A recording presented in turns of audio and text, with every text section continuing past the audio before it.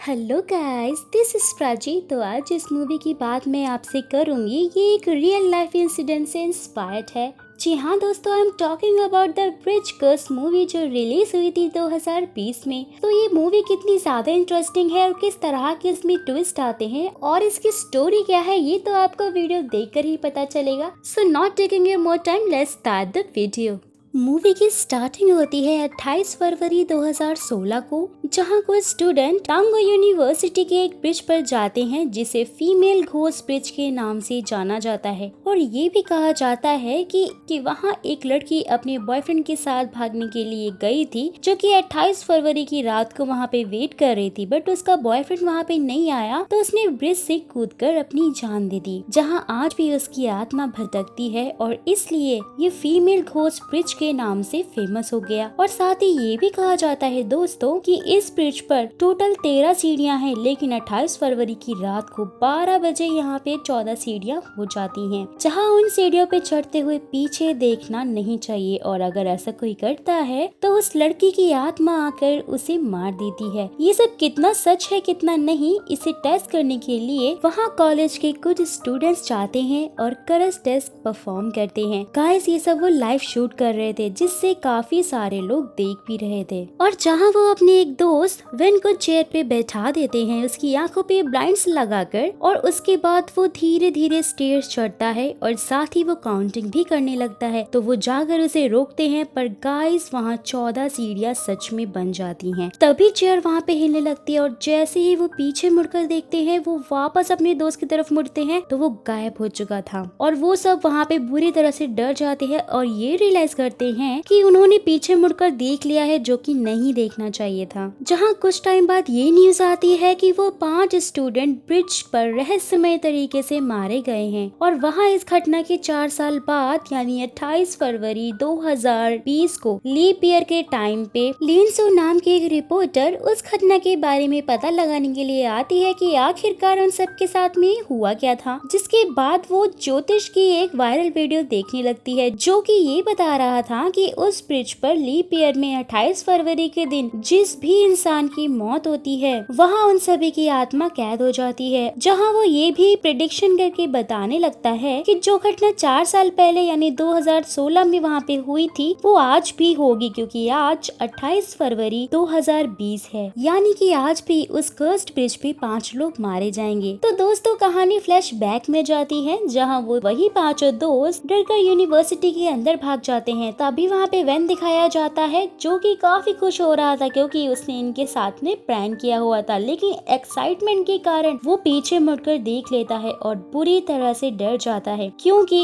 उस लड़की की आत्मा वहाँ पे आकर उसे सच में मार देती है। यहाँ यूनिवर्सिटी के अंदर डी चुंग वेन को कॉल करता है, लेकिन वो तो मर चुका था। जिसके बाद वो अपनी गर्लफ्रेंड सान्यू के साथ उसे ढूंढने के लिए जाता है कि वहीं बाकी के उसके 3 दोस्त हॉस्टल के अंदर रूम में चले जाते हैं कि तभी उनका एक दोस्त संग वॉशरूम जाता है। बट हसीन और यूचंग वही रूम में रेस्ट कर रहे होते हैं। जब वो वॉशरूम में होता है तो कोई जोर जोर से उसका दरवाजा नॉक करने लगता है, जहाँ वो नीचे से झांक के देखता है, लेकिन उसे वहाँ पे कोई नहीं दिखता। और वो जैसे ही बाहर आता है उसे सारी टैप ऑन दिखती हैं, जहाँ पे पानी बह रहा था। वो सबको बंद करता है कि तभी अचानक से बकेट वहाँ पे आती है और एक डरावनी सी परछाई उसे उसमें बुरी तरह से डुबा डुबा के मार देती है। जिसके बाद हसीन और यूचिंग भी गर्ल्स वॉशरूम में जाते हैं और लाइव शूट कर रहे होते हैं, लेकिन उन्हें लगता है कि उनके अलावा भी वहाँ पे कोई है। और जब यूचिंग देखती है तो वहाँ पे कोई नहीं होता, लेकिन वो अपनी दोस्त हसीन को बुरी तरह से डरा देती है, जिससे गुस्सा होकर हसीन बाहर चली जाती है और यूचिंग अपने हैंड वॉश करने लग जाती है, जहाँ उसे उनके दोस्त संग की आत्मा दिखाई देती है और वो पूरी तरह से डर के भागने लगती है। वहीं दूसरी तरफ हसीन जब रूम में जाती है तो कोई उसका पैर पकड़ लेता है, जहाँ वो बुरी तरह डर के बेड के ऊपर चढ़ जाती है और छुपने लगती है, लेकिन स्पिरिट वहाँ आकर उसे बुरी तरह से डराने लगती है और रूम का गेट भी लॉक हो जाता है, जहाँ उसके जोर जोर से चिल्लाने पर उसकी दोस्त यूचिंग आ जाती है और गेट खोलकर वो जैसे तैसे करके वहाँ से स्टेयर पे भागते हैं, जहाँ उन्हें ये रियलाइज होता है कि स्टेयर्स तो खत्म ही नहीं हो रही हैं। फिर वो भागते जाते हैं और फाइनली वो बिल्डिंग के टेरेस पे पहुंच जाते हैं, जहाँ यूचिंग बहुत बुरी तरह से डर जाती है है, लेकिन वहाँ पे हसीन उससे ये प्रॉमिस करती है कि वो उसे बचा लेगी। लेकिन तभी वो डरावनी स्पिरिट वहाँ पे आती है और हसीन को छत से नीचे फेंक देती है और यूचिंग को पानी के टैंक में डुबा डुबा कर मार डालती है। वहीं दूसरी तरफ हम ये देखते हैं कि सानियो और डी चिंग को वेन का फोन ब्रिज पे पड़ा हुआ मिलता है और उन्हें ये लगता है कि शायद वो कैंपस में वापस चला गया होगा और फिर वो सीसीटीवी रूम में कैमरा चेक करने के लिए जाते हैं, जहाँ सानियो अपने बॉयफ्रेंड डी चिंग से पूछती है कि क्या सच में कोई लड़की उस ब्रिज पे मरी है, जहाँ वो रिप्लाई करते हुए कहता है हाँ, वो लड़की अपने बॉयफ्रेंड से ब्रिज पे मिलने के लिए जाया करती थी और एक दिन वो ये फैसला करते हैं कि वो साथ में रहेंगे और वहाँ से भाग जाएंगे। लेकिन जब वो लड़की वहाँ ब्रिज पे जाती है और पूरी शाम वो उसका वेट करती है, उसका बॉयफ्रेंड उससे मिलने वहाँ पे नहीं आता और जैसे ही वो 13 सीढ़ी पे पहुँचती है, 5 लोग आकर उसे खींचते हुए जंगल की तरफ ले जाते हैं और उसे मोलस करके पानी में डुबा कर मार देते हैं। तो दोस्तों, इस कहानी को सुनने के बाद जब सान्यू सीसीटीवी कैमरा की तरफ देखती है तो उसे एक लड़की दिखाई देती है, जिसे देखकर वो काफी ज्यादा डर जाती है और वो रूम के बाहर जाते हैं, जहाँ उन्हें वेन्यू दिखता है और डी चिंग उसके पीछे जाता है कि तभी सान्यू भी रूम के अंदर आ जाती है, जहाँ स्पिरिट आकर मैनिक्यू के जरिए उसे डराने लग जाती है। लेकिन तभी उसका बॉयफ्रेंड डी चिंग वहाँ पे आके उसे बचा लेता है और दोनों भागकर बाहर आ जाते हैं। वहीं दूसरी तरफ हसीन होश आने पर ब्रिज की तरफ भागने लगती है, जहाँ उसे यूचिंग की आत्मा दिखती है, जो उसे ये कह रही थी कि उसने अपना प्रॉमिस तोड़ दिया और उसे नहीं बचाया। लेकिन गाइस, तभी स्पिरिट वहाँ पे आती है और हसीन जब भागने की कोशिश करती है तो वो स्पिरिट उसे घसीटते हुए वहाँ से ले जाती है और उसे पोजेस कर लेती है। वहीं दूसरी तरफ वही स्पिरिट जो कि हसीन के रूप में वहाँ पे आती है और सानी को डिस्ट्रैक्ट करके पूरी तरह से उसे खींचते हुए ब्रिज पे लेके जाती है, जहाँ डी चिंग उसे बचाने की पूरी कोशिश करता है बट नाकामयाब रहता है। वो सानी को भी पूरी तरह से मार देती है, जहाँ डी चिंग वहाँ से भाग जाता है, जहाँ वो स्पिरिट ने हसीन की बॉडी को पूरी तरह से पॉजेस किया हुआ था। वो डी चिंग को मारने पहुँच जाती है और वहाँ वो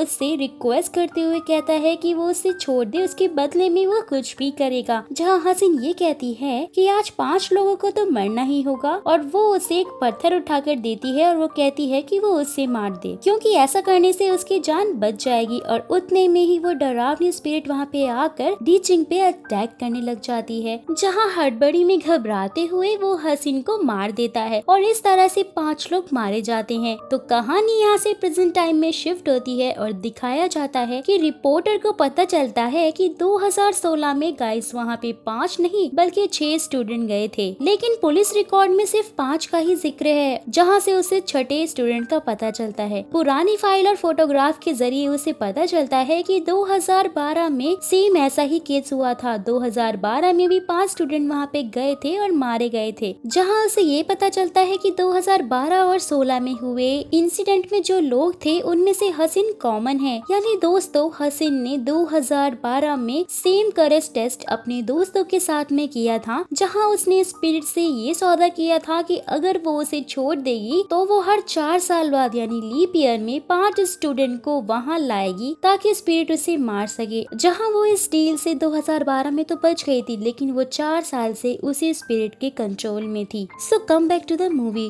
रिपोर्टर केस को स्टडी कर रही थी कि तभी उसका कैमरामैन ब्रिज पर जाता है, क्योंकि उसने 5 स्टूडेंट्स को यहाँ पे वही सेम करेज टेस्ट करने के लिए बुलाया हुआ था ताकि सच्चाई का वो पता लगा सके। लेकिन गाइस, तभी लिन 2016 की फोटो देखती है जिसमें वही 5 दोस्त थे और जो उनकी पिक खींच रहा था यानी ग्रुप का 6th मेंबर उसकी इमेज मिरर से रिफ्लेक्ट होते हुए दिखाई दे रही थी, जिसे देखकर वो दंग रह जाती है, क्योंकि गाइस वो बंदा कोई और नहीं बल्कि उसका कैमरामैन है। मतलब दोस्तों, जो डील हसीन ने स्पिरिट से 2012 में की थी वही डील डी चंग ने 2020 में की थी। यानी कि अपनी जान बचाने के लिए जब उसने हसीन को मारा था तो उसकी जान सच में बच गई थी कि तभी वो स्पिरिट रिपोर्टर की लैपटॉप स्क्रीन पर दिखती है और डी चिंग उसके पीछे आ जाता है, जो ये कहता है कि जिंदा रहने के लिए उसने बहुत सफर किया है और अब वो रिपोर्टर पर अटैक कर देता है। सीन यहाँ से शिफ्ट होता है जहाँ डी चिंग 5 स्टूडेंट को उसी ब्रिज पे करेज टेस्ट के दौरान शूट कर रहा था और उसने उन्हें पैसे देकर ये टेस्ट करने के लिए वहाँ पे बुलाया था और बोल रहा था कि 12 बज जाए तो उन्हें पीछे मुड़कर देखना होगा, जहाँ वो क्रीपी से स्माइल करता है। गाइस यही इस मूवी का दी एंड होता है। तो अब आप मुझे कमेंट करके बताएं कि आपको ये एक्सप्लेनेशन कैसा लगा, और अगर आपको वीडियो पसंद नहीं आया है तो डिसलाइक करके आप कमेंट बॉक्स में रीजन प्लीज जरूर बताइएगा, ताकि एटलीस्ट मैं उसे अपनी आने वाली वीडियो में इम्प्रूव कर सकूं। तो फिर मिलते हैं अगले वीडियो में, तब तक के लिए बाय बाय।